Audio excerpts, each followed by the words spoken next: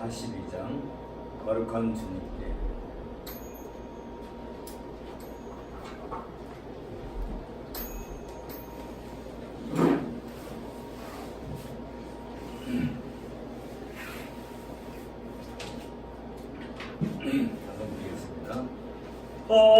거룩한 주님께 예배를 드리세. 무릎을 꿇고서 영광 돌려 은같은 순종과 영기로운 겸손을 주님께 바쳐서 경배하세. 주 앞에 상가서 겸손히 행하면 주 너를 언제나 돌보시리.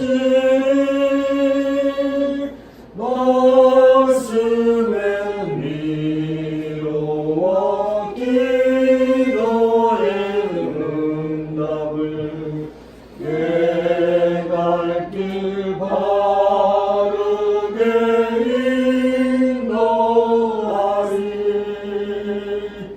주 앞에 설 때에 두려워 말아라. 가난한 우리를 도우시리.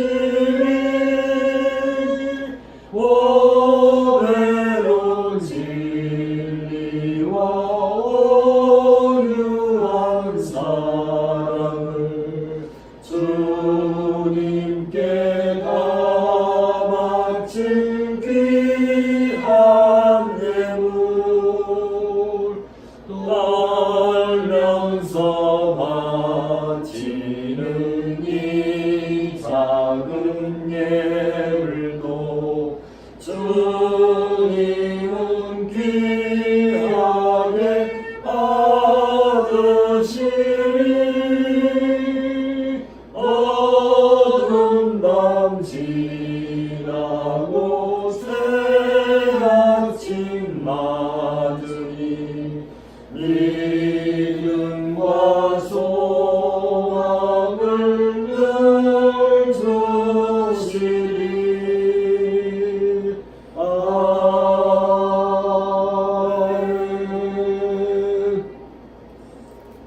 다음 주에는 김수환 목사님 초청질을 같이 하게 되고요. 그 다음 주간은 우리가 성찬식을 하게 됩니다. 마음으로 잘 준비하시기 바랍니다. 묵상기도하고 예배 시작하겠습니다.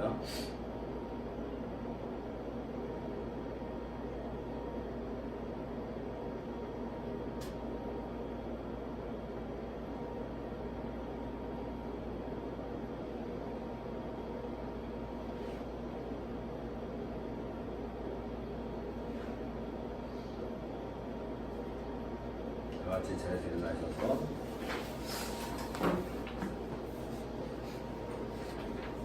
우리 마음을 주님께 들어올려 함께 고백합시다.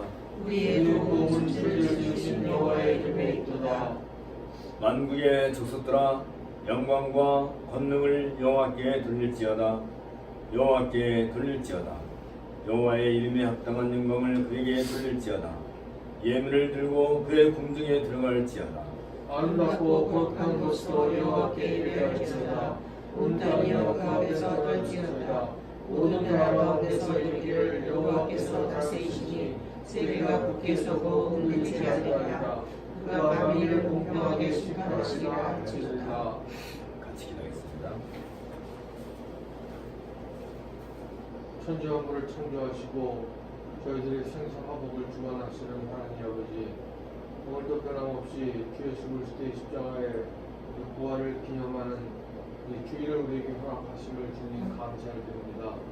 아버지, 지난 주간에도 우리가 각자 흩어져 우리 삶 속에서 우리 삶을 살아갈 때 우리를 지켜주시고 눈동자와 같이 우리를 보살펴 주신 그러한 하나님의 은혜로 인하여서 우리가 또 강건하게 일주일을 지날 수 있게 해주심을 주님 감사드립니다. 무엇보다도 우리가 이 고난주간 이 사순절을 우리가 맞이하여서 하나님 아버지 주 예수 그리스도의 십자가를 우리가 묵상하는 사람이 되기를 원합니다. 아버지 저희에게 십자가가 없었다면 저희에게 구원도 없고 구속도 없음을 우리가 고백하게 됩니다. 아버지 없으나 하나님과 동등됨으로 믿지 않으시고 하나님의 몸을 입으시고 하나님의 말씀으로 이 세상에 성육신하신 예수 그리스도를 통하여서 또 그 품없는 예수 그리스도의 십자가의 부활의 사건을 통하여서 그 십자가의 보혈로 우리 주홍빛같이 붉은 죄를 우리에게 사하여 주신 하나님 아버지 감사드립니다. 하나님 아버지 우리가 십자가를 바라볼 때에 마음에 평안이 있게 하시고 마음에 평안이 있게 하여 주시옵기를 주님 간절히 기도드렸나이다. 하나님 아버지 우리가 십자가 없고 또한 그 죽음의 권세를 이기시고 부활하신 하나님 그 예수 그리스도를 통하여서 우리가 부활의 소망을 갖고 살게 해주심을 감사드립니다. 이 나그네와 같은 삶 우리가 언제 장막을 거두시면은 우리가 이 땅을 떠날 수밖에 없는 이 연약한 존재 정말 질그릇 같은 연약한 존재 하나님의 복음의 말씀으로 우리가 보배로운 사람이 되심을 고백할 때에 하나님의 놀라우신 사랑과 그 은혜를 우리가 감사드리지 않을 수가 없습니다. 언제나 하나님의 놀라우신 은혜를 생각하며 살아가며 우리가 배반하지 않는 삶을 살아가기를 원합니다. 하나님이 또 백성으로서 하나님께서는 자기가 거룩하시오니 우리도 거룩하라 하였으니 우리가 구별된 삶을 살아가기를 원합니다. 이 세상에서 우리가 살아갈 때에 성결한 삶을 살아가는 것이 얼마나 힘들고 또한 고된 일인지를 우리가 알지만은 하나님 아버지 그것이 바로 우리를 부인하는 일로부터 시작되는 일로 믿습니다. 우리를 부인하고 우리의 십자가를 메고 우리 예수님을 따라가는 진정한 하나님의 예수님의 제자가 되기를 원합니다. 제자가 무엇입니까? 예수님을 그대로 닮는 삶을 살아가는 우리는 줄 믿습니다. 우리가 믿음으로 우리가 구원을 얻었으나 하나님 아버지 구원을 이루기까지 우리가 예수 그리스도의 성품을 닮아가는 그러한 삶을 살아가야 될 줄로 믿습니다. 사화의 과정을 우리가 꾸준히 살아가야 될 줄로 믿습니다. 이 사화의 과정, 예수 그리스도를 닮아가는 과정이 우리의 힘으로 되기는 힘들지 않고 힘들지 하나님 아버지 성령 충만함으로 우리가 있게 하시고 성령 충만함으로 항상 하나님을 예수님의 성품을 닮아가게 하시고 이 세상에서 승리하는 삶을 살아가게 하기를 간절히 기도드리옵나이다. 예배 가운데도 하나님 성령 부으셔서 성령의 충만함으로 예수 그리스도 우리 하나님께 우리가 영광을 돌리는 그러한 교회와 우리한 예배가 될 수 있도록 주여 도와주시옵기를 간절히 기도드릴 때 모든 말씀을 우리 주님 예수 그리스도를 받들어 기도드렸습니다. 아멘. 1장 찬송하겠습니다. 감독의 근원 하나님 온 백성 찬송 드리고 서천사여 찬송하세 찬송 성부 성자 성령 아멘. 자리에 앉으시고요. 고백의 부름 허물의 사함을 받고 자신의 죄가 가린 자는 복이 있도다. 마음에 간사함이 없고 여호와께 정죄를 당하지 아니하는 자는 복이 있도다. 내가 입을 열지 아니할 때에 종일 신음함으로 내 뼈가 쇠하였나이다. 주의 손이 주하여 나를 이루시오니 내 진에 입하여서 여름 가운데 마른 같이 되었나이다. 내가 이르기를 내 허물을 여호와께서 감하라. 그리고 주께 내 죄를 알고 내 죄악을 숨기지 아니하였더니 곧 주께서 내 죄악을 사하셨나이다. 네, 고백입니다. 지극히 존귀하며 영원히 거룩하시며 거룩하다 이름하는 네가 이와 같이 말씀하시되 내가 높고 거룩한 곳에 있으며 또한 통회하고 마음이 겸손한 자와 함께 있나니 이는 겸손한 자의 영을 소생시키며 통회하는 자의 마음을 소생시키려 함이라. 내가 그의 길을 보았은즉 그를 고쳐줄 것이라. 그를 인하여 여호와가 그를 순교하는 자들에게 위로를 다시 얻게 하리라. 제 법에 올려는 묵상을 함께 하겠습니다.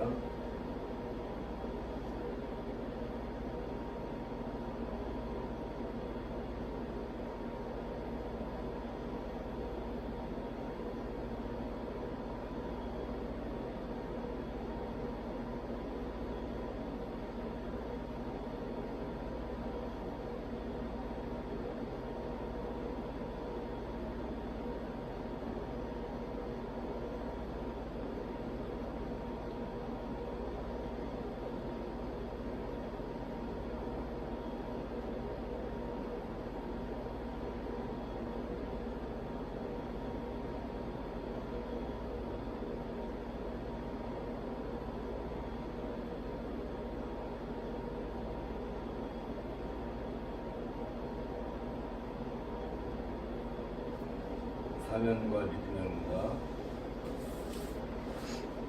그러므로 우리가 믿음으로 의롭다하심을 받았으니 우리 주 예수 그리스도로 말미암아 하나님과 화평을 누리자. 또한 그로 말미암아 우리가 믿음으로 서 있는 이 은혜에 들어감을 얻었으며 하나님의 영광을 바라고 즐거워하느니라. 성령이 우리를 부끄럽게 하게 하면 우리에게 주신 성령으로 말미암아 하나님의 사랑이 우리 마음에 부흥하게 되니 우리가 아직 연약할 때에 기억대로 그리스도께서 변하지 않은 자를 위하여 죽으셨도다. 사장 주 우리 하나님 함께 전하겠습니다. 주 우리 하나님 하늘에 계시니 온천하 만민 주 앞에 찬송하네. 이 천지 만물도 주 앞에 엎드려 그 거룩하신 이름을 높이네. 주 언약하신 것 끝까지 지키니 저 하늘나라 향하여 꽃가리라.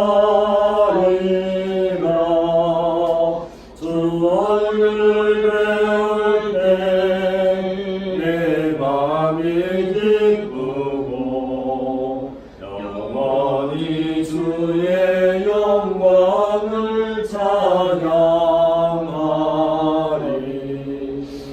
정말 되신 주 하늘에 계시니 이 세상 죄악이 이신 구주 예수. 저 천군 천사들 주의하고서 그 성모 함께 영원히 늘 섬기네.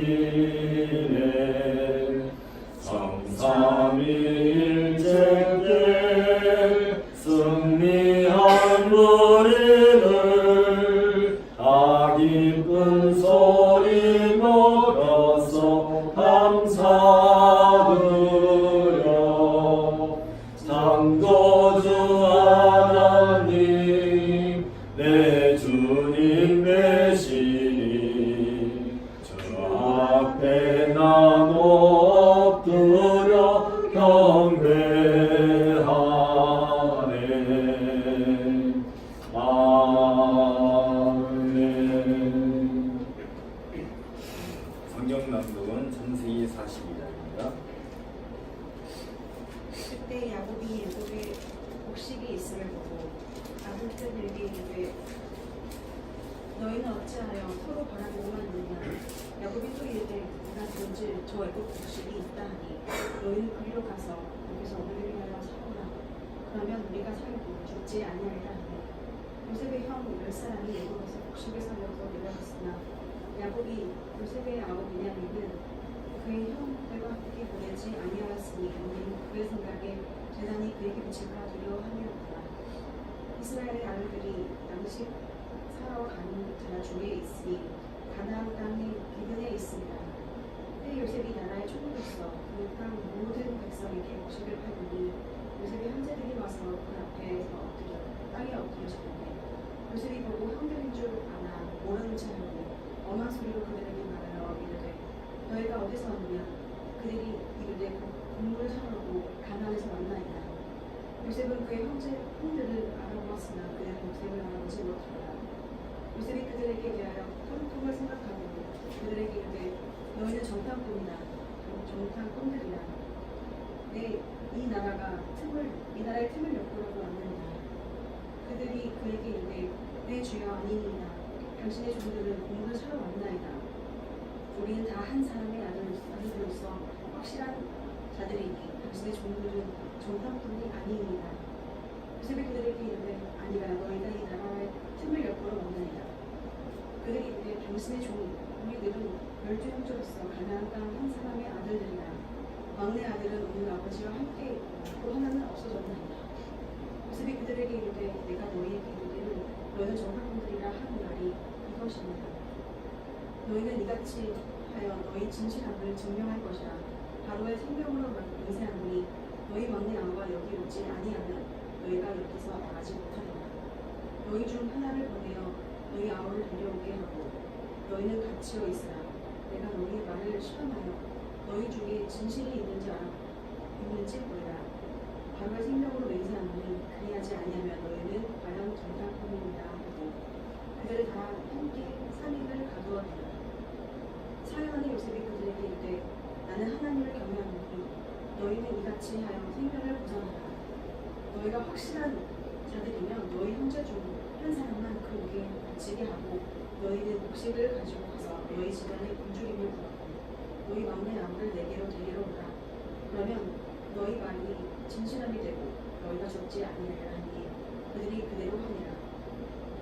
그들이 서로 말하되 우리가 아우의 일로 말미암아 범죄하였도다.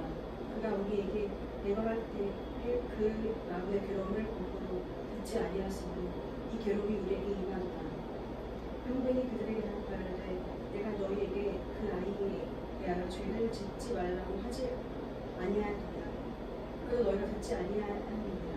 그러므로 그의 핏값을 치르게 되었도다 하니 그들 사이에 통역을 세웠으므로 그들은 요셉이 듣는 줄을 알지 못하였더라. 요셉이 그들을 떠나가서 울고 다시 돌아와서 그들과 말하다가 그들 중에서 15원을 끌어내어 그들의 눈 앞에서 결박하고 명하여 곡물을 그 그릇에 채우게 하고 각 사람이 돈을 그 자루에 도로 넣게 하고 또 긴 양식을 그들에게 주게 하니 그대로 행하였더라. 그들이 곡식을 나귀에 싣고 그곳을 떠났더니 한 사람이 여관에서 나귀에게 먹이를 주고 자를 풀고 본즉 그 돈이 자루 위에 있는지라. 그가 그 형제를 말하되 내 돈을 도로 넣었도다. 보라 자루 속에 있도다. 이에 그들이 혼이 나서 떨며 서로 돌아보며 말하되 하나님이 어찌하여 이런 일을 우리에게 행하셨는가 하고 그들이 가나안 땅에 돌아와 그들의 아버지 야곱에게 이르러 그들이 당한 일을 자세히 알리어 말하되 그 땅의 주인인 그 사람이 엄하게 우리에게 말씀하고 우리를 그 땅에 대한 정탐꾼으로 여기고 우리가 그에게 이르되 우리는 확실한 자들이니 아니니이다.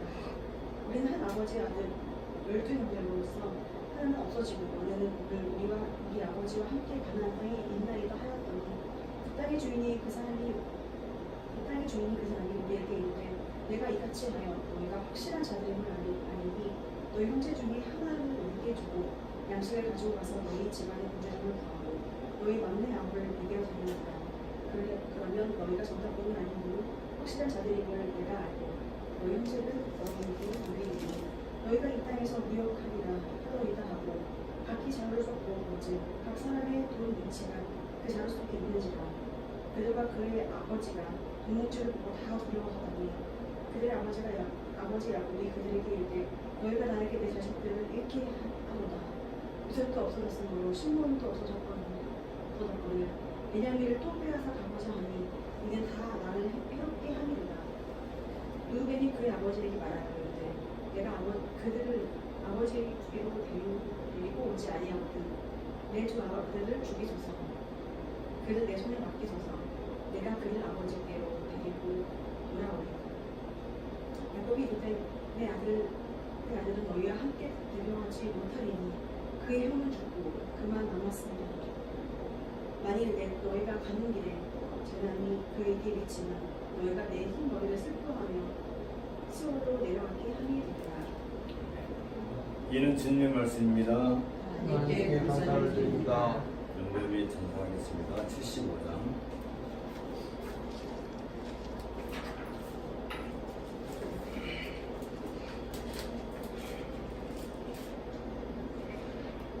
주여 우리 무리를 주여 우리 무리를 불쌍하게 여기사 크신 복을 주시고 주의 얼굴 뵈소서. 주여 구원하심을 멀리 알게 하시니 천하 만국 백성들 주께 찬송합니다. 주가 가슴이시고 바른 심판하시니 나라들이 즐기며 기쁜 노래합니다. 땅에 나는 모든 것 주의 크신 은혜니 모든 나라 백성들 주께 찬송합니다.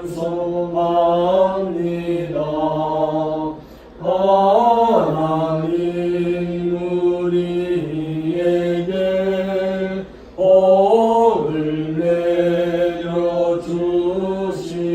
내려주시니 땅의 모든 만물이 주를 경배합니다.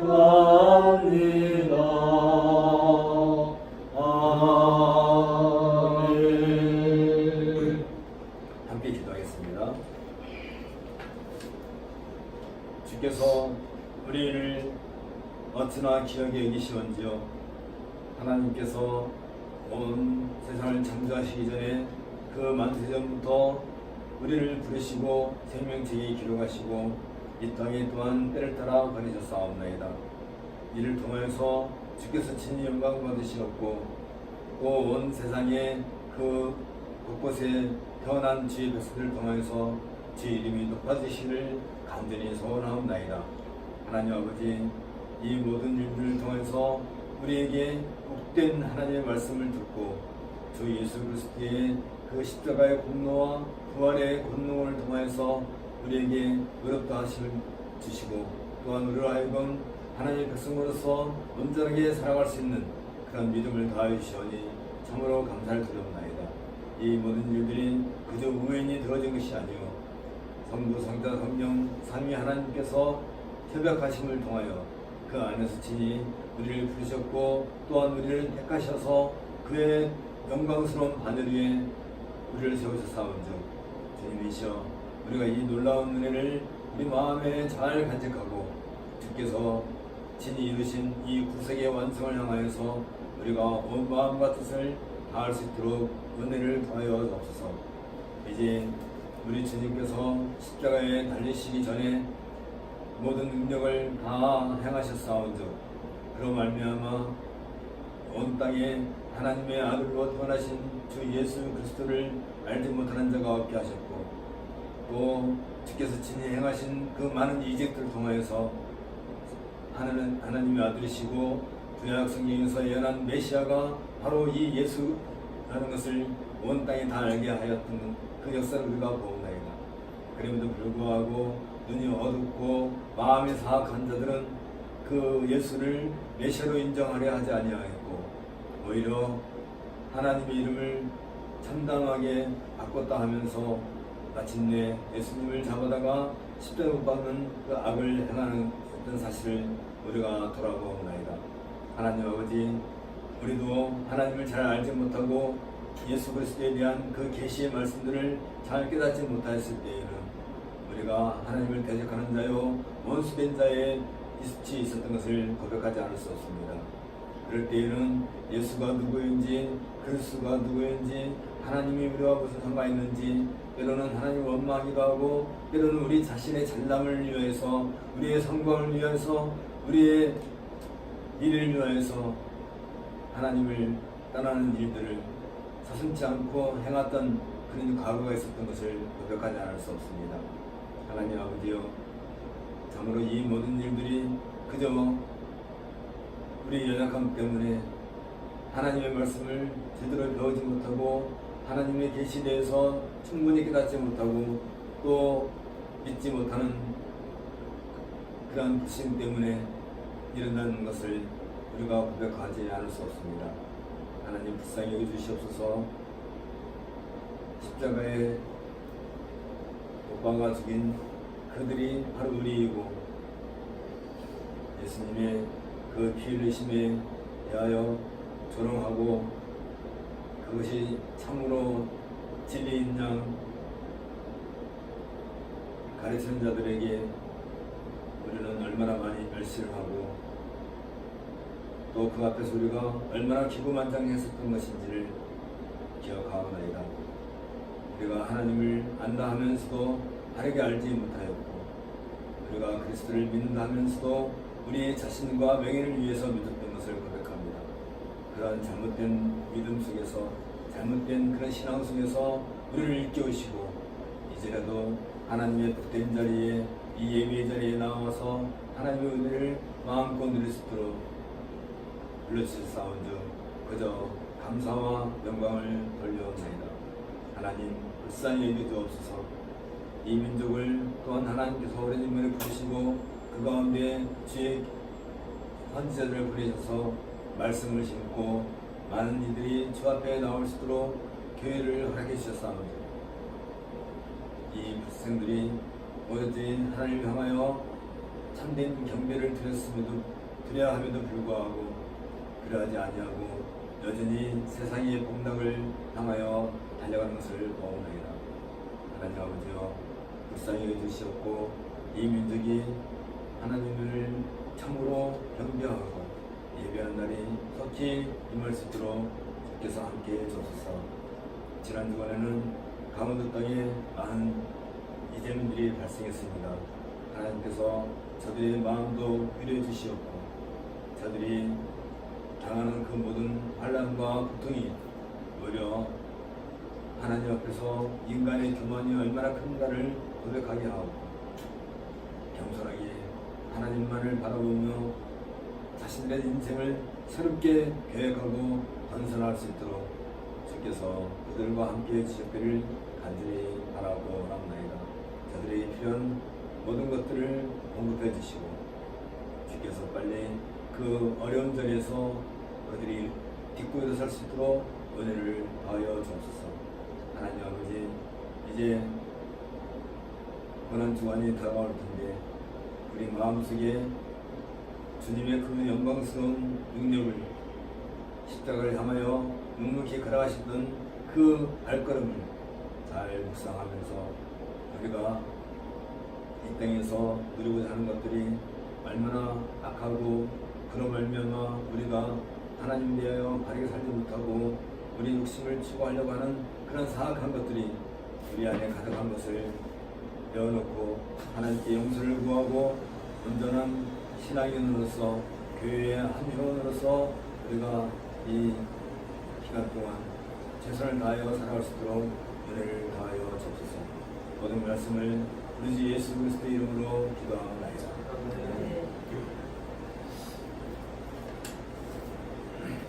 사도행전 18장을 통해서 일방형 세계로 어떤 일은 복음에 대하여 함께 말씀을 참고하고자 합니다. 사도행전 18장을 다시 보도록 하겠습니다. 이후에 바울이 아르바인으로 떠나 고린도에 내려 바울라가 하는 본도에서 난 유대인 회사원을 만나니 글라우디오가 모든 유대인을 나와여 로마에서 떠나라 하니 그가 그 안에 그리스 길라와 함께 이탈리아로부터 새로 오는지라 바울이 그들에게 가매 생업이 같은 데로 함께 사는 이르니 그 생업은 천막을 만드는 것이더라. 안식일마다 바울이 회당에서 강론하고 유대인과 헬라인을 변호하니라. 신라와 디모데가 마게도냐로부터 이르는데 바울이 하나님의 말씀을 붙잡혀 유대인들에게 예수는 그리스도를 가리켜 증언하니 그들이 부족하여 비방하여 바울이 옷을 줬는데 너희 피가 너희 머리를 돌아갈 것이고 나는 깨끗합니다. 이후에는 이방인 예배를 우리가 하고 거기서 오히려 하나님을 경외하는 기도 인도스라 하는 사람의 집에 들어가니 그 집은 회당이었다. 그 회당장 그리스도가 온 지방과 더불어 저를 믿고 수많은 고린도 사람도 믿고 믿어 회를 했다. 하며 주께서 항상 가운데 바울에게 말씀하시되 두려워하지 말며 침묵하지 말고 말하라. 내가 너와 함께 있으면 어떤 사람도 너를 부족하여 새롭게 할 자가 없을 것이니 이는 이 중에 내 목숨이 많으리라 하시다. 1년 6개월을 먹으며 그들 가운데서 하나님의 말씀을 가르치니라. 갈리오가 아가야 총독되었을 때 유대인이 일제히 일어나 바울 부족하여 법정에 데리고 가서 말하되 이 사람이 율법을 어기면서 하나님을 경외하라고 하늘을 권유가 하거든. 바울이 입을 열고자 할 때 갈리오가 유대인들에게 이르되 너 유대인들아 만일 이것이 무슨 부정한 일이나 불량한 행동이었으면 내가 너희 말을 들어 죽는 것이 옳거니와 만일 문제가 언어와 원칙과 너희 법에 관한 것이면 너희가 스스로 처리하라. 나는 이러한 일에 재판장이 그들을 원하지 아니함을 하고 그들을 법정에서 쫓아내니 모든 사람이 회당장 소스데네를 잡아 법정 앞에서 때리되 갈리오가 이 일을 상관하지 아니하니라. 바울은 더 여러 나라를 거느다가 한절에가 갈 거라고 배 타고 수리아로 떠났으니 그리스 길라가 어느 날도 함께 하더라. 바울이 일찍이 서원에 있었으므로 빙그레아에서 머리를 깎았더라.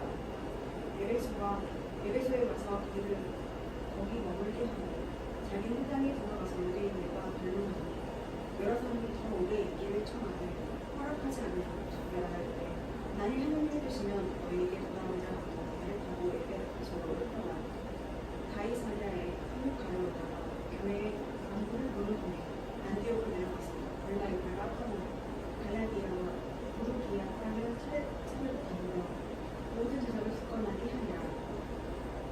알렉산드리아에서 난 아볼로라 하는 유대인이 에베소에 있니 이 사람은 온전히 좋고 성경이 능통한 자라. 그가 일찍이 주의 도를 배워 열심으로 예수의 관한 것을 자세히 말하여 가르치나 요한의 세례만 알바는 그 회당에서 전제하여 말하기 시작하거늘 그리스 길라와 아볼로가 이러다가 하나님의 도를 더 정확하게 풀어 이르더라.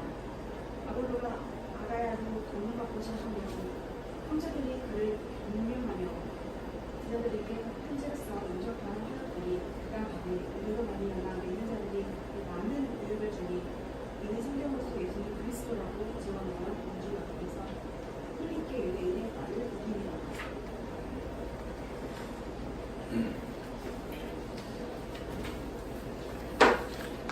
AD 50년 봄 여름이나 가을쯤 바울은 씁쓸한 마음으로 아들을 떠나서 고린도에 이르게 되었습니다.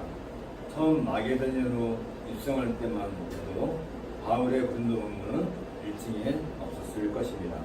비록 마게도냐의 복음화를 위해 하나님의 부름을 받았던 바울이지만 유대인들의 거센 반발로 인해서 이제는 더 이상 마게도냐에 머물 성이 없게 되었습니다. 그러나 빌립보, 데살로니가, 베라에서는 나름대로 교회가 세워지고 있었습니다. 때문에 바울은 마게도냐를 떠나서 고린도에 이르렀을 때에도 여전히 마게도냐에 있는 교회들에 대한 걱정으로 가득 차 있었습니다. 또한 고린도에 이르렀을 때에는 아데네스의 일로 인하여서 마음이 많이 상심되어 있었습니다. 이에 대한 바울의 심정은 고린도전서 2장 2절에 있는 것처럼 내가 너희 가운데 거할 때에 약하며 두려워하며 심히 떨었노라는 그 고백 속에서 찾을 수 있습니다.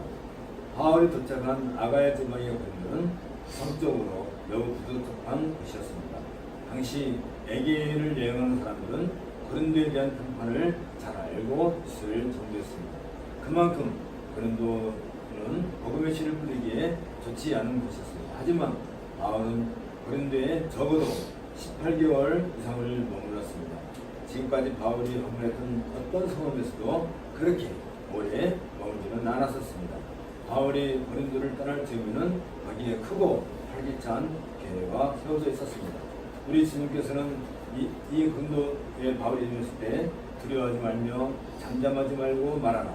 내가 너와 함께 있음에 아무 사람도 너를 대적하여 괴롭게 할 자가 없을 것이니 이는 이 성중에 내 백성이 많음이니라. 또 바울을 격려해 주신 바가 있습니다. 이 약속은 속히 이루어졌습니다. 후에 고린도를 떠나온 이후에도 바울은 고린도 교회와 긴밀한 관계를 지속할 정도로 고린도 교회는 주님의 계획 속에 중요한 위치를 차지하고 있었습니다. 특이한 사항은 고린도에서 바울이 아굴라와 프리스길라를 만나게 되었다는 점입니다. 그들은 글라디오 황제가 49년 이내 내린 로마에서 유대인 추방령에 따라 이곳에 와 있던 부부가 됐습니다. 이 부부는 바울의 막강한 동역자가 되었습니다. 바울은 매 안식일마다 회당에서 예수는 그리스도임을 증거했지만 거센 유대인들의 반발로 인해서 기도 유스도가 제공한 집에 본부를 설치하고 계속 복음을 전할 수 있었습니다.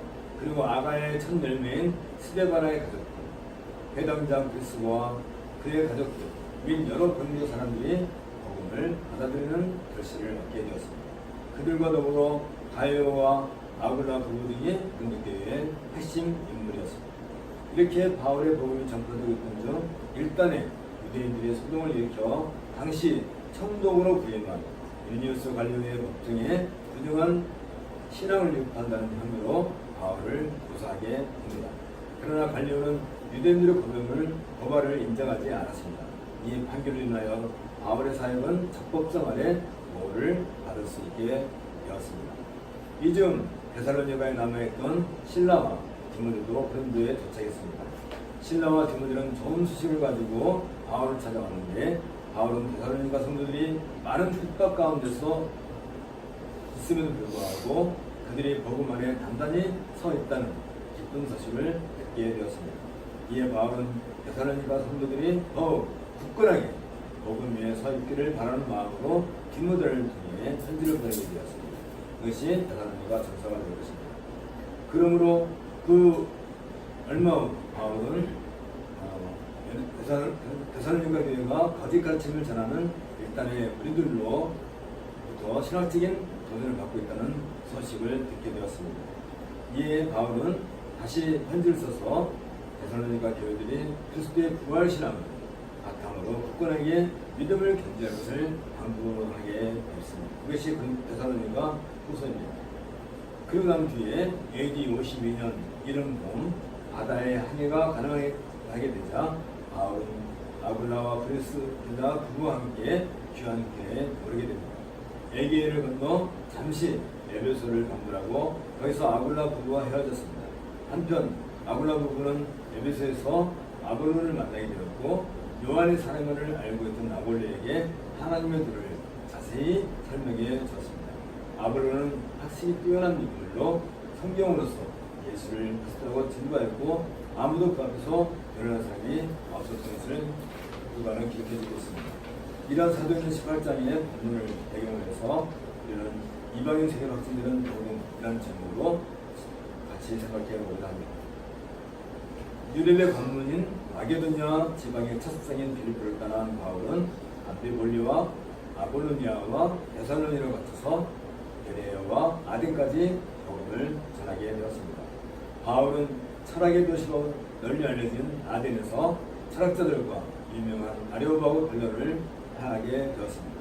하지만 철학자들의 변론에 대한 바울의 기대는 여지없이 무너지고 말았습니다. 비록 디오누시오라는 아레오바고 관리와 다말이라는 여자 등이 복음을 받아들이긴 했지만 아레오바고의 초라한 성과는 바울의 복음 전도 전략을 새롭게 하는 계기를 만들었습니다. 아레오바고에서 전한 바울의 복음은 십자가의 신학이라기보다는 영광의 신학이라 할 수 있을 것입니다. 그러나 여기서 바울은 철학의 제일 원리들을 기본으로 만물의 창조주 하나님으로 시작하여 만물을 지탱하시는 하나님과 더불어 만물의 심판되신 하나님을 증거할 수 있었습니다. 하지만 바울이 예수님의 부활을 언급할 때 유해가 바울의 변론을 중지시키면서 결국 복음의 핵심을 전하지 못하고 말았던 것입니다. 바울의 변론이 성경 계시에 기초하고 있었다 할지라도 십자가와 부활을 바르게 제대로 전하지 못한 것은 참으로 안타까운 일이었습니다. 이러한 철학자들과의 변론의 경험으로 바울은 예전에 그랬듯이 그리스도의 십자가와 부활을 더욱 강조하게 되었습니다. 바울은 데살로니가에서 헤어진 실라와 디모데를 아델에서 기다렸지만 그들이 도착하지 않은 상태에서 그들이 아델을 떠나지 않을 수 없었습니다. 바울은 아델을 떠나서 이제 아가야 지방의 고린도에 이르게 된 것입니다. 고린도는 펠로폰네소스 반도와 그리스 북부를 연결하는 지점에 있고 서쪽과 동쪽으로 연결되는 해상로의 접합점에 위치하고 있어서 오랫동안 정치, 산업, 해운 분야에서 아테네와 경쟁적인 위치에 있었습니다. BC 27년에 아가야 지방의 수도가 된 이후 오래지 않아서 고린도는 교역과 상업적인 번영을 누리게 되었습니다. 반면에 고린도는 많은 신들을 섬기고 있었습니다. 고린도는 아프로디테 숭배의 중심지였으며 그 신들은 아크로 고린토스의 한 북한에 있었습니다. 이 여신상은 전쟁의 신 아레스의 군장으로 치장되어 있었습니다. 성체의 기술계는 햇사람들의 수호신으로 알려진 메르케테스 신전이 있었습니다.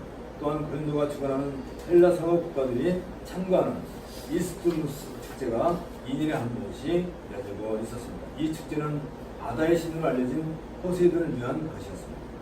아프로디테 신전에는 1000여 명의 여자 사제들이 봉사를 하고 있었는데 이들은 관광객들을 상대로 외출을 함으로써 고린도의 번영에 기여하고 있었습니다. 그만큼 고린도는 도덕적 방탕과 거친 생활로 악명이 높은 것으로 로마 제국의 장망성이라고도 불려질 정도였습니다. 그런데 도착한 바울은 늘 하던 대로 고린도에서도 장막 제조업을 하던 중 평생 유력한 조력자들을 만나게 됩니다. 유대인인 아굴라와 크리스긴다프가 바로 그들이었습니다. 그들은 가죽 세공을 하고 있었는데 49년경에 있었던 로마의 골리오니오 황제의 유대인 추방에 따라서 로마로부터 쫓겨나서 고린도로 이주해 와 있었던 것입니다. 이 부부는 로마로부터 이미 복음을 듣고 핵심한 그리스도인이었습니다. 바울은 이들의 도움을 받으며 고린도에 머물 수 있었습니다. 그리고 매 안식일마다 회당에 가서 복음을 전할 수 있었습니다. 이때 바울은 고린도에서 첫 번째 전도의 열매를 맺게 되었습니다. 몇몇 유대인과 하나님을 경외하는 경건한 이방인들이 바울의 전도를 받아들이게 된 것입니다. 유대인 가운데는 회당장 그리스도가 포함되어 있었습니다. 또한 경건한 이방인으로서 로마 신분을 가진 이륙한 사람으로서 회당 몇주를 살고 있는 디도 유스도도 있었습니다. 누가는 고린도에서 바울이 유대인들과 헬라인들을 복음으로 설득시키려고 애쓴 흔적을 여기에서 보여주고 있습니다.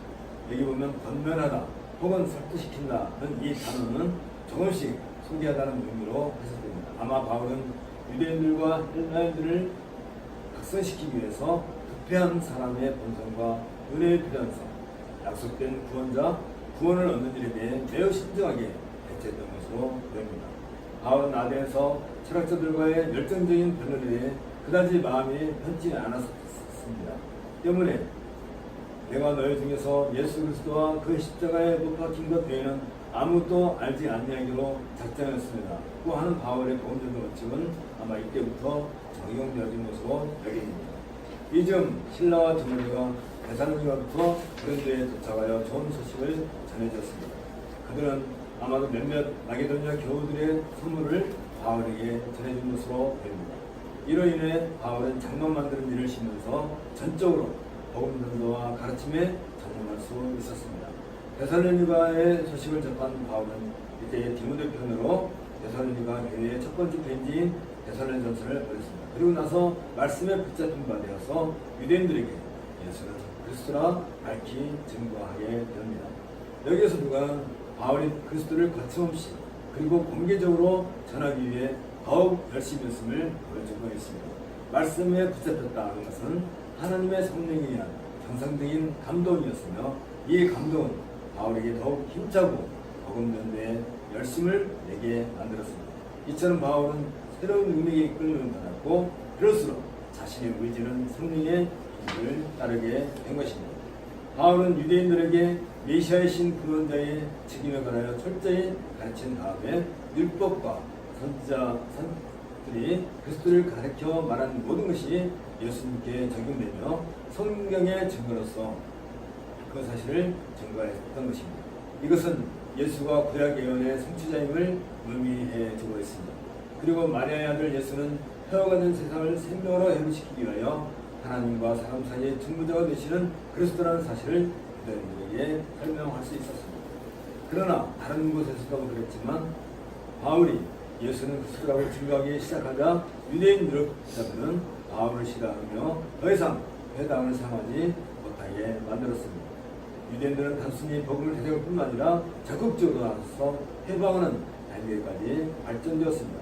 이에 바울은 옷을 털면서 이르되 너의 피가 너희 머리로 돌아갈 것이요 나는 깨끗하니라. 이후에는 이방인으로 가려라. 꼭 복음 전도에 전념할 것이라고 선언하게 됩니다. 우리 주님께서는 12사도를 택하신 후 마태복음 19년 6절에 천국이 가까이 왔다 라고 전파라고 하신 후에 누구든지 너를 영접하지도 아니하고 너의 말을 듣지도 아니하거든 그 집이나 성에서 나가 너희 발의 먼지를 떨어버리라. 내가 진실로 너에게 이르노니 심판날에 소돔과 고모라 땅이 그 성보다 견디기 쉬우리라 고 말씀하신 바가 있습니다. 여기에서 너의 발의 먼지를 떨어버리라는 말씀은 유대인들은 일종의 저주의 선언과 다를 바가 없었습니다. 왜냐하면 예수님의 가르침에 대한 반대나 해방자들이 당할 심판은 소돔성이 임한 심판보다 더 무서울 것이기 때문입니다. 따라서 바울 사도가 했던 발에서 티끌을 떨어버리는 행위나 또는 본문에서처럼 유대인들을 향하여 바울이 보였던 옷을 터는 행위는 사도들에게 말씀하신 예수님의 심판과 저주를 대신함과 같은 의미를 가지고 있습니다. 이것은 하나님께서 사람들의 그 어떤 악한 행위보다 하나님의 말씀을 경멸하는 행위에 대하여 맹렬하게 분노를 바라시는 점을 잘 보여주고 있다 할 것입니다. 말씀에 대한 반역이야말로 하나님께서는 참을 수 없는 혈액이 아닐 수 없는 것입니다. 바울은 그런 데 있는 회당에서 더 이상 복음을 전할 수 없게 되었습니다.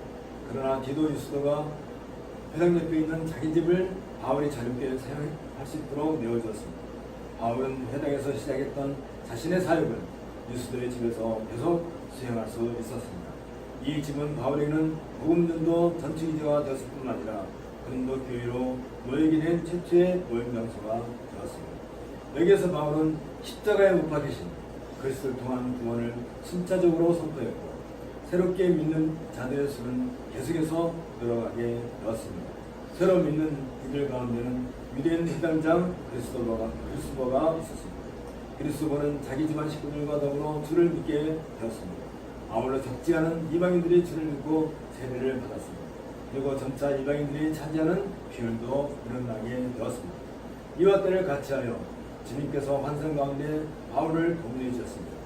여기 18장 9절부터 10절에 있는 것처럼 두려워하지 말며 침묵하지 말고 말하라. 내가 너와 함께 있음에 어떤 사람도 너를 대적하여 해롭게 할 자가 없을 것이니 이는 이 성중에 내 백성이 많으리라. 이 말씀은 바울이 다른 지역보다 오래 그런 데에 머물게 하는 위로와 격려가 되었습니다. 이에 바울은 제2차 전도 여행 기간 중에서 1년 6개월을 그런 데에 머물면서 복음을 전하게 되었습니다. 이런 바울의 계시는 이 성중에 내 백성이 많음이라고 하신 주님의 말씀과 깊은 관련이 있는 것으로 보입니다. 바울이 오랫동안 예수는 그리스도라는 복음을 전하고 그로 인해서 그런 교회가 세워지고 있을 때 유대인의 반발도 적지 않았습니다. 평소 바울의 복음에 불만을 품고 있던 유대인들의 소요를 일으켜 당시 아가야 총독으로 부임했던 루키오스 유니오스 갈리오에게 바울을 고발하게 되었습니다. 갈리오는 로마 가문으로 수사로 매우 유명한 마르코스 안네우스 세나카의 아들로 알려져 있습니다. 고발 내용은 바울이 로마법에 인정하지 않는 제의를 사람들에게 유포한다는 것이었습니다. 갈리오는 이 고발 사건에서 자기가 어떤 조치를 취해야 할 이유가 없다고 판단했습니다. 오히려 갈리오는 바울의 전파 내용을 유대교에 속한 한 분파의 가르침으로 여기고 있었습니다. 따라서 이 사건을 유대의 율법과 신학에서 논란이 되고 있는 해석의 문제로 여겼던 것입니다. 범죄 및 제국의 안녕에 위협이 되는 행위라면 몰라도 유대인들의 정교적인 분쟁은 갈리오가 상관할 일이 아니었습니다. 때문에 법정에서 갈리오는 유대인들의 고발을 인정하지 않고 그들을 법정에서 수감시켰습니다.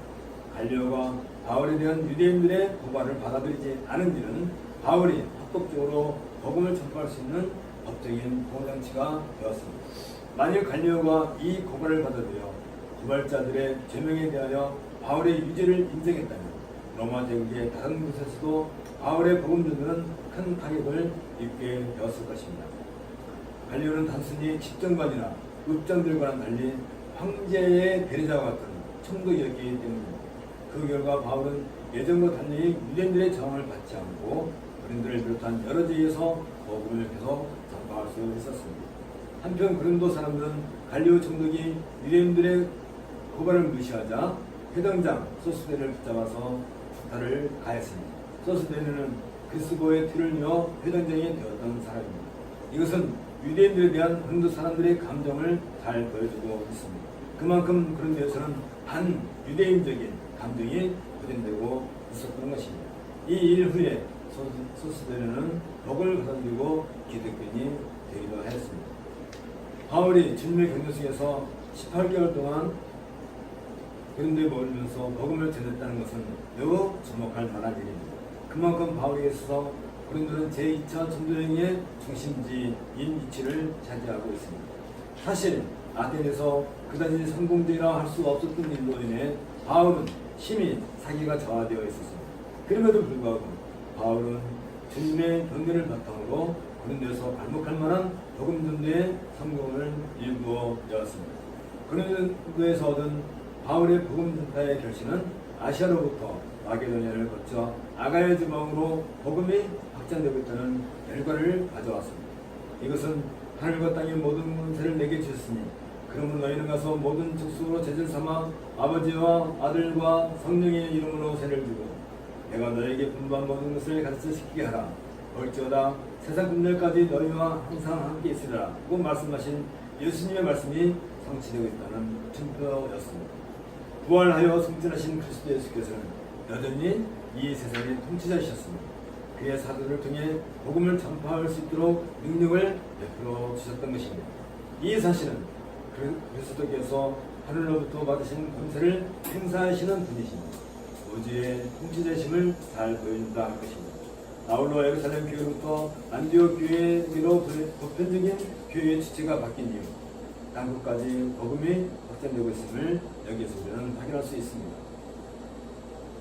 아가야 총독 갈리오가 기독교에 대해 우호적인 결정을 내린 뒤에 바울은 고린도를 떠나지 않고 몇 개월을 더 있었던 것으로 보입니다.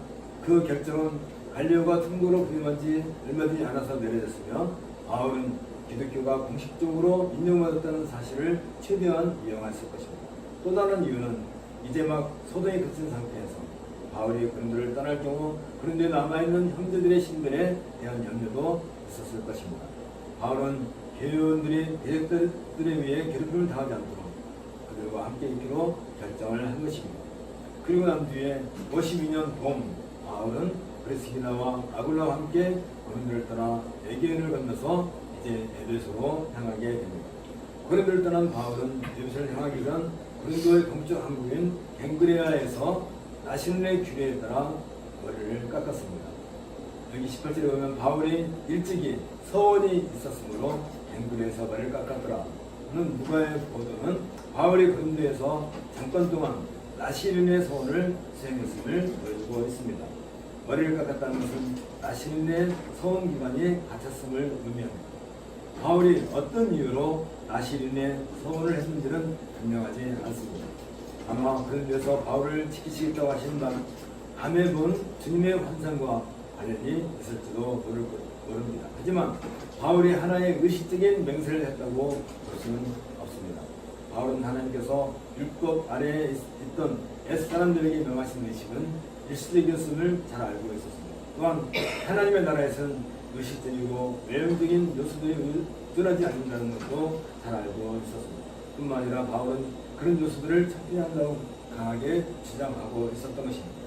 바울이 다른 사람들에게 의식적이고 외형적인 요소로부터 자유롭게 했던 양심에 관한 문제에 대해 자기 양심을 잡으면 것은 감당치 않을 것입니다. 그럼에도 불구하고 바울이 머리를 깎았다는 것은 오래뒤 유대인들을 연두에 두었기 때문으로 우리는 추측할 수 있습니다.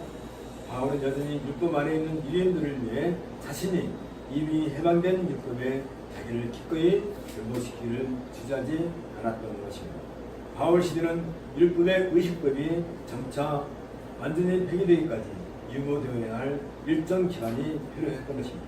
사실 율법에 대한 의식적이고 외형적인 요소로부터의 자유는 이미 오래전에 확립되어 있었습니다. 그럼에도 불구하고 여전히 이런 것들이 아직은 암묵적으로 통일되고 있었던 것입니다. 알다시피 율법에 대한 의식적이고 외형적인 요소들에 여전히 사라져 있다는 것은 기독교를 미신과 결합하는 것과 다를 바가 없는 것입니다. 에베소에 도착한 바울은 예전처럼 회당을 찾아가서 유대인들에게 복음을 전했습니다. 에베소는 아시아 지방의 수도였으며 자체 원로원과 시의회를 갖춘 자유도시였습니다. 에베소에는 상당한 규모의 유대인 거리주가 형성되어 있었으며 로마 정부의 인정을 받고 있었습니다. 에베소에 있는 유대인들은 바울이 전한 복음에 대단한 관심을 보이며 더 듣기를 원했습니다. 그러나 바울은 예루살렘에 가야 했기 때문에 그들의 요청에 부응할 수 없었습니다. 대신에 바울은 하나님께서 허락하시면 다음에 그들을 찾아올 것이라고 그들에게 약속해 주었습니다. 이후 바울은 제3차 전도 여행에서 이 약속을 지켰습니다. 그리고 에베소는 제3차 전도 여행의 중심지가 되었습니다. 바울이 급하게 에베소를 떠나 예루살렘으로 가고자 한 이유는 다가오는 6월절이나 오순절 때문이었던 것으로 보입니다. 이후 일정에 대해 누가는 아주 빠르게 진행시키고 있습니다. 에베소를 떠난 바울은 가이사랴에 상륙한 후 예루살렘 교회를 방문하고 바울이 명절을 기해 예루살렘에서 해야 할 어떤 일이 있었는가에 대해서는 누가는 기록하지 않습니다. 이후 곧바로 바울은 안디옥교로 돌아왔다가 제2차 전도 여행을 마감하게 됩니다. 누가는 바울이 안디옥에 돌아온 후 얼마 되지 않아서 제3차 전도 여행을 떠나게 되었다고 소개해주고 있습니다. 바울은 그 사이 안디옥 교회의 제2차 전도 여행의 결과를 통해 복음의 열린 문을 통해서 이방인들이 어떻게 돌아왔는가를 자세하게 보고하였을 것입니다. 이후 바울은 신랑과 함께 시작했던 제2차 전도 여행의 경로를 따라서 육로로 성화시를 향해 출발했습니다. 갈라디아 지방과 프루기아 지방을 거쳐서 갈라디아 남부에 위치한 교회들을 찾아 그들의 믿음을 굳게 세운 후에 곧바로 에베소로 길을 떠났습니다. 이 경로는 무려 2,400km나 되는 길이었습니다. 여기서 잠시 누가는 바울이 떠나온 이후 에베소의 상황을 우리에게 보도해주고 있습니다. 그리고 후에 바울의 동역자가 될 아볼로를 여기서 소개해주고 있습니다. 아볼로는 이집트의 알렉산드리아에서 지혜의 도를 배운 인물이었습니다. 누가는 아볼로를 학문이 높고 성경에 능한 사람으로 소개해주고 있습니다. 그러나 안타깝게 아볼로는 요한의 세례까지만 알고 있었을 뿐이었습니다. 아볼로는 오순절 성령 세례와 관련해서는 아직 접하지 못했던 것으로 보입니다. 예수의 이름으로 주는 세례, 즉 성령 강림과 더불어 베드로에 의해 선포된 세례에 관한 가르침에 대해서도 아볼로는 잘 알지 못하고 있었던 것입니다. 그럼에도 불구하고 아볼로는 그에게 예언만으로도 예수가 그리스도임을 증명하는 특별한 은사를 가지고 있었습니다. 이런 점에서 누가는 아볼로를 가리켜서 성경에 능한 자라고 소개해주고 있습니다. 마침 그런 데서 바울과 함께 에베소에 와서 머물고 있던 브리스길라와 아굴라 부부는 이 아볼로를 유심히 관찰하고 자기의 집으로 초대를 하게 되었습니다. 그리고 하나님의 도에 대해 자세하게 풀어 해설해 주었습니다. 이후 바울이 다시 에베소에 도착했을 때 아볼로는 에게를 건너 고린도에 가 있었습니다. 아볼로는 고린도에서 유대인들이 그리스도의 신 예수님의 신분을 부인할 수 없도록 구약이 어떻게 성취되는 것을 증명해 주임으로써 유대인들의 반론을 물리칠 수 있었습니다. 고린도 교회에 기친 아볼로의 영향에 대해 후에 바울은 나는 심었고 아볼로는 물을 주었을 때 오직 하나님께서 자르게 하셨나니 라고 평가할 정도였습니다. 바울은 아볼로를 형제와 같이 대접했습니다. 여기서 바울은 아볼로가 에베소에 있는 동안 회당에서 유대인들과 나눈 변론들을 통해 자신이 에베소에서 복음을 전하면서 큰 도움이 있다는 사실을 염두에 두었음이 분명합니다. 이 이후 이제 바울의 제3차 전도여행은 에베소 중심의 전도, 복음 전도자에게 전개되고 있습니다. 우리가 다음에 좀 더 확실하게 공부하도록 하겠습니다. 함께 기도하겠습니다. 하나님께서는 실을 지시대대로 그의 백성들을 불러 모으시고 교회를 세우신다는 사실을 우리는 바울의 전도 여행을 통해서 충분히 알 수 있습니다. 하나님께서 한 역사 시대에 한 지방에 그의 백성들을 불러 모으시는 것은 그들로 하여금 하나님의 교회를 온전하게 마땅하게 세우고 또 그들을 통해서 하나님의 말씀이 온 땅에 전파되는 그런 놀라운 일들을 이루어가기 위한 것을 보옵나이다. 우리도 이러한 하나님의 경륜 가운데서 교회를 세우게 되고 또 그 교회를 통하여서 많은 사람들이 주의 거룩한 말씀을 접하고 새 생명을 얻게 되는 그런 놀라운 일들을 경험하고 있습니다. 하나님 아버지여, 우리도 이런 시대적인 역사적인 사명에 대하여 늘 마음에 관심을 갖고 과연 우리를 통해서 하나님께서 어떤 일을 행하실 것인가를 우리가 늘 마음에 깊이 간직하고 민감하게 반응할 수 있도록 인도해 주옵소서. 예수님 이름으로 기도합니다. 자리에서 일어나셔서 65장 작성하겠습니다.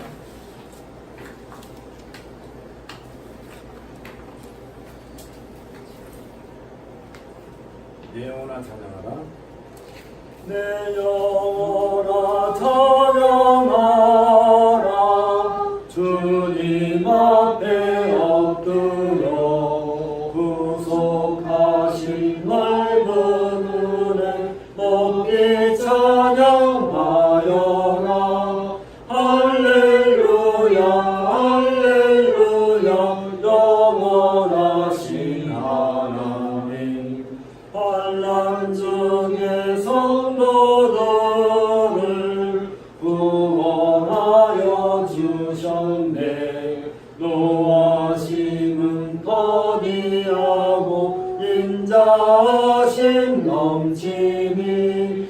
할렐루야 할렐루야 신실하신 하나님. 우리 약하시는 주 항상 지켜주시고 인자하신 그 손으로 보호하여 주시니. 할렐루야 할렐루야 자비하신 하나님. 천사들아 우리 함께 주께 찬양 드리세. 성도들아 모두 모여 주께 경배하여라. 할렐루야 할렐루야 은혜로신 하나님. 아멘. 주 예수 그리스도의 은혜와 하나님의 사랑과 성령의 교통하심이 너희 우리와 함께 있을지어다. 아멘. 3장 성령 하겠습니다. 성부 성자 성령 찬송과